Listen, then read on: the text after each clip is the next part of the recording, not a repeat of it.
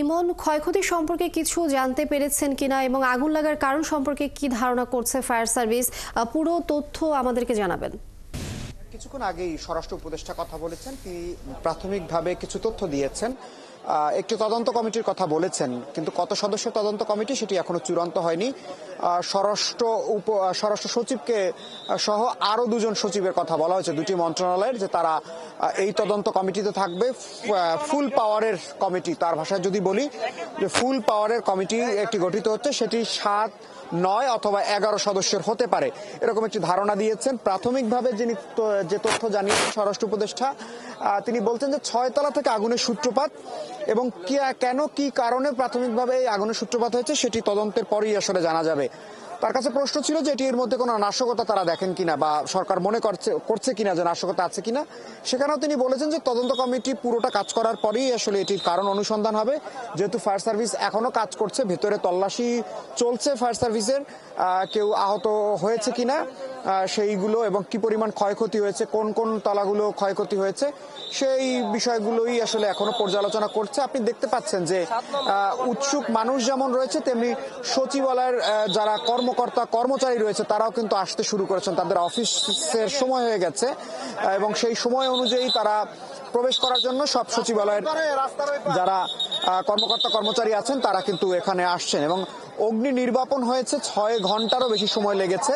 Fire service খবর পেয়েছে রাত 1:52 তারা 1:54 থেকে অগ্নি নির্বাপনের কাজ শুরু করেছে এবং 8:05 সবশেষ আগুন নিয়ন্ত্রণ এসেছে।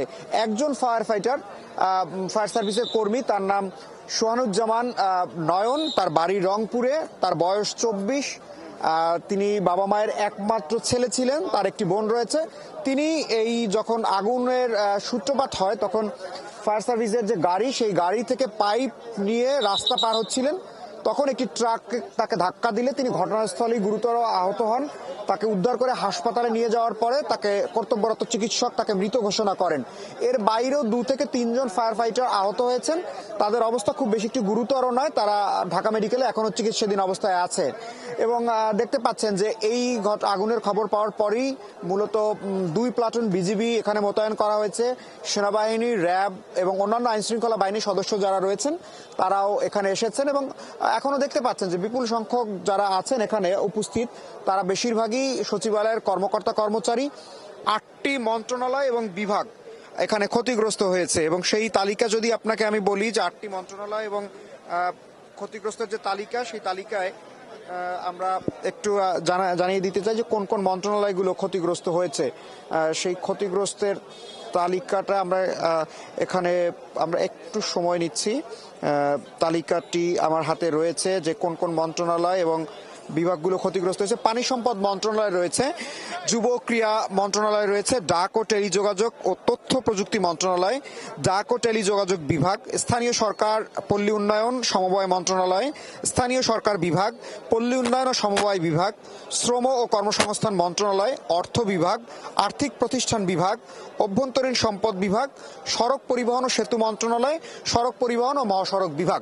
এটি সচিবালয়ের যে 7 নম্বর ভবন, সেই 7 নম্বর ভবনে এই মন্ত্রণালয়গুলো এবং বিভাগগুলো কাজ করে।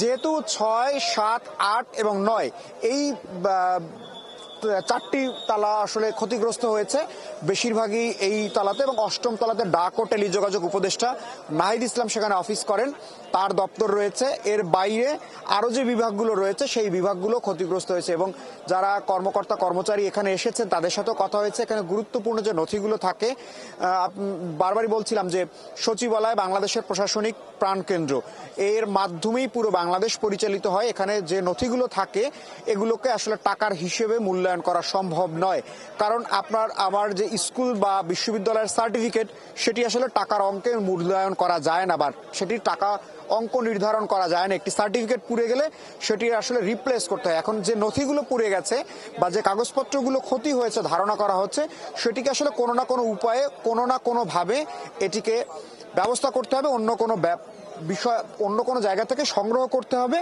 অথবা এটিকে নতুন করে তৈরি করতে হবে। এর বাইরে আসলে এই যে নথিগুলো পুড়ে যাওয়ার ধারণা করা হচ্ছে, ক্ষতি হয়েছে এরকম ধারণা করা হচ্ছে, এটির আসলে আর্থিক মূল্য নির্ধারণ করা যায় না।